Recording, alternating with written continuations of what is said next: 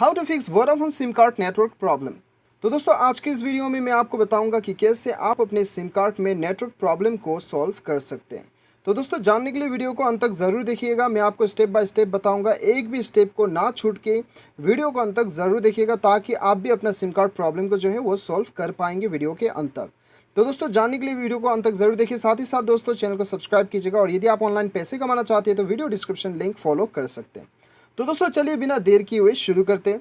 सबसे पहले तो दोस्तों आपको अपने मोबाइल के सेटिंग्स पे जाना है और सेटिंग्स पे जाने के बाद में दोस्तों यहाँ पे आपको अपने मोबाइल में शो होगा dual SIM and cellular network या फिर सिम मैनेजमेंट या फिर मोबाइल नेटवर्क या फिर नेटवर्क एंड इंटरनेट आपको शो होगा। ठीक है, बेसिकली आपको सिम कार्ड में जाना है। ठीक है, और उसके बाद में दोस्तों यहाँ पे आपका जिस सिम कार्ड में आपको प्रॉब्लम आ रहा है, नेटवर्क का प्रॉब्लम आ रहा है, वो सिम कार्ड को आपको ठीक करना है।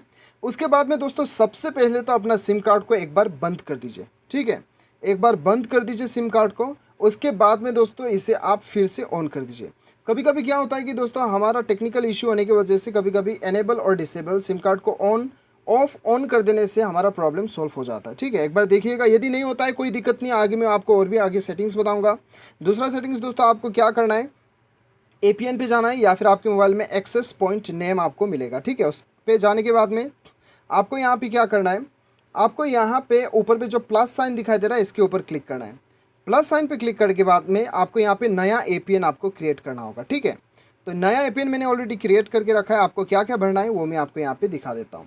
तो दोस्तों यहाँ पे आपको भरना है एपीएन पे, आपको नाम पे इंटरनेट भरना है। उसके बाद में एपीएन पे आपका जो भी सिम कार्ड है वो सिम कार्ड, जैसे कि एयरटेल है तो एयरटेल नेट, आपका बीएसएनएल तो बीएसएनएल नेट, जियो है तो जियो नेट, आपको इस प्रकार से आपको यहाँ पे सेट करना है।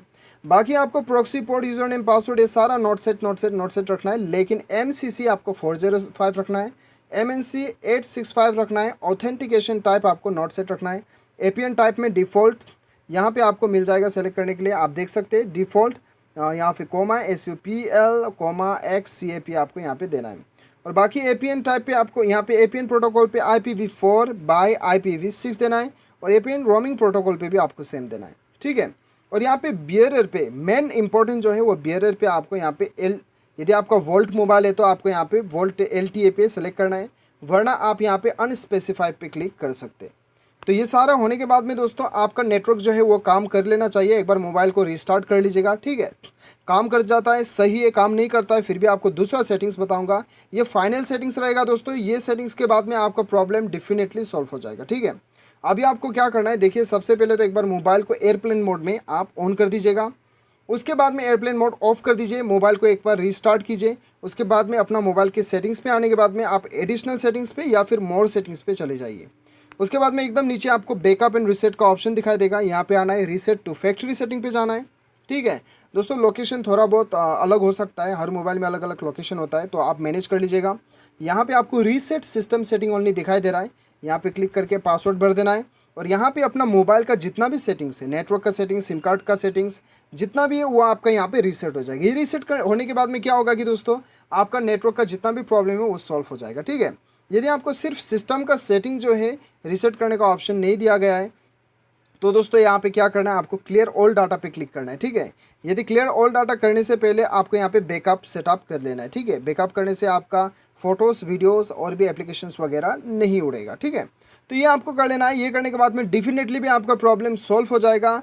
यदि दोस्तों फिर भी आपका प्रॉब्लम सॉल्व नहीं होता है, एक बार मोबाइल में आके आप सॉफ्टवेयर अपडेट भी चेक कर लीजिए। कभी कभी सॉफ्टवेयर अपडेट आने की वजह से जो है हम अपडेट नहीं करते, उसकी वजह से भी प्रॉब्लम आ सकता है। ठीक है, तो दोस्तों इस प्रकार से आप अपना प्रॉब्लम को सॉल्व कर सकते हो। उम्मीद करता हूँ कि वीडियो पसंद आया होगा। Thanks for watching.